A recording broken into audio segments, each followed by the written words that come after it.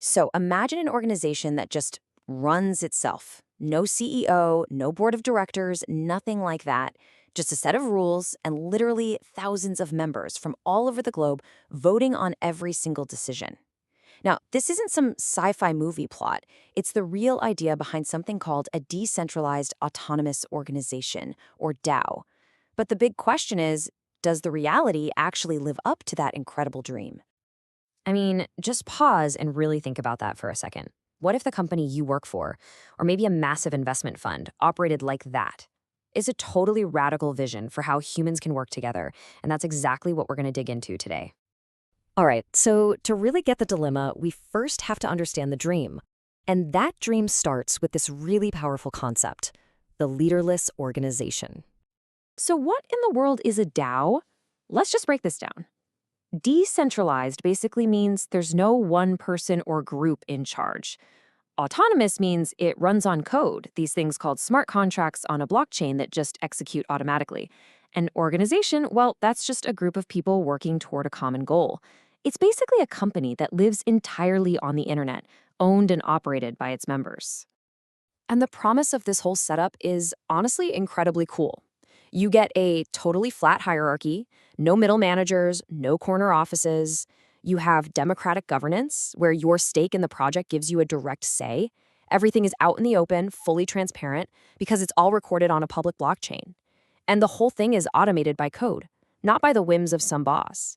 I mean, that is the utopian vision, right? So yeah, that's the theory. But what does a DAO actually look like in the real world? To find out, we're going to dissect one of the most famous examples out there, the ApeCoin DAO. And to really get what's going on, we have to pop the hood and look at the engine. This is where it gets pretty complex, and we really have to thank Sarush Zay here. His experience and deep research in curating the super dense governance documents are what make this whole breakdown even possible.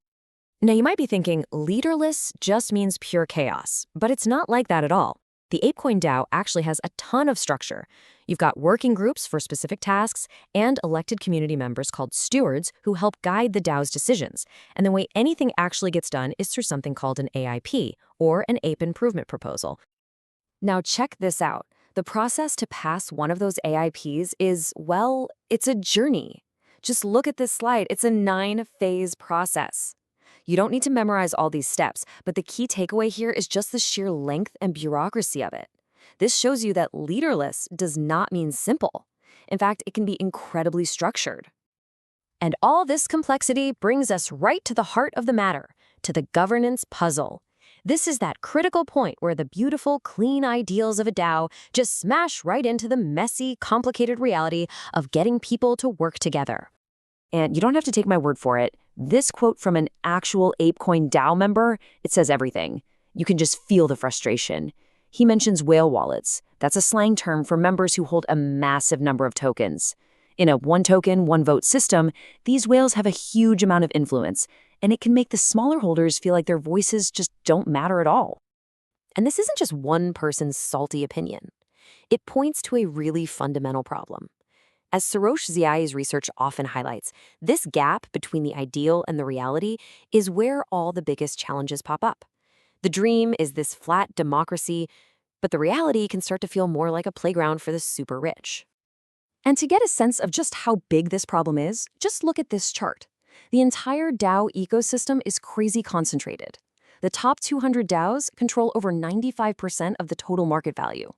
So figuring out these governance puzzles isn't just some little academic exercise, it's absolutely critical for the future of this multi-billion-dollar space. So it turns out there's this fundamental design choice that really shapes these challenges. A DAO can be permissionless, which is kind of like an open door policy. Anyone with a token can join. That's awesome for growth, but it can also attract speculators who are just there to make a quick buck. Or it can be permissioned, more like an exclusive club, which makes it way easier to get everyone on the same page.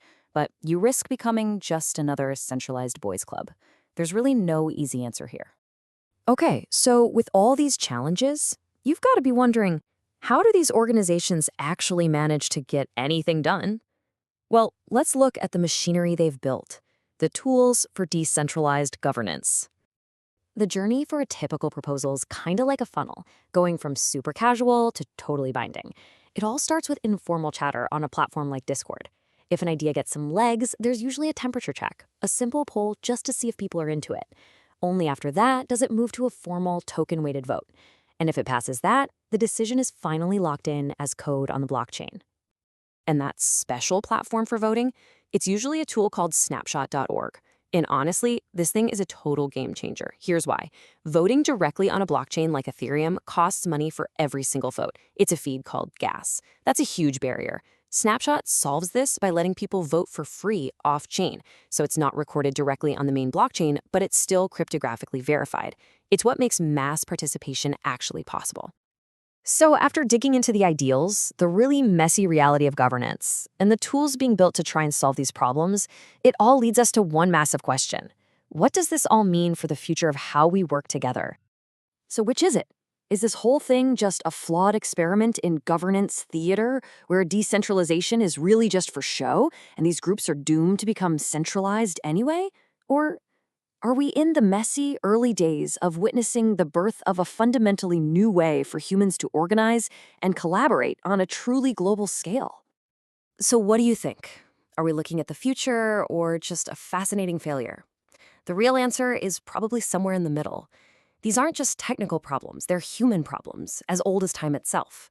And how we solve them might just define the next generation of organizations.